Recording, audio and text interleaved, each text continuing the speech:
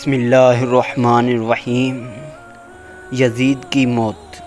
اہل بیت اطہار پر ظلم و ستم کرنے کے بعد حضرت پیغمبر علیہ السلام کو اپنے قہر و غضب کے تیروں کا نشانہ بنانے کے بعد اور میدان کربلا میں آل مصطفیٰ علیہ السلام کو بھوکا پیاسا شہید کرنے کے بعد آخر یزید پر بھی وہ وقت آ ہی گیا جس سے نہ کوئی بادشاہ بچ سکا اور نہ کوئی فقیر، نہ کوئی ولی اور نہ ہی کوئی پیغمبر، یعنی موت کا وقت۔ یزید کو معمولی سی درد کلیچ ہوئی، مگر جو نہ کہ یہ درد ظلم کی سزا کے گوشت تھی، اس لیے عذاب بن گئی۔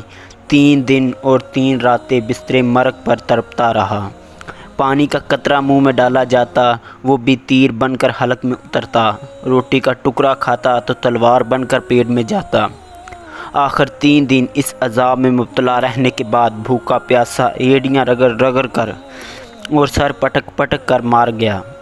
مرنے سے پہلے یزید نے اپنے بیٹے معاویہ کو بلا کر امور سلطنت کے متعلق کچھ وصیتیں کرنی چاہییں، مگر اس نے ابھی شروع ہی کیا تھا کہ معاویہ چلا اٹھا کہ جس حکومت کی بنیاد اہل بیت کے خون پر رکھی گئی ہے، میں اس حکومت پر تھوکتا بھی نہیں۔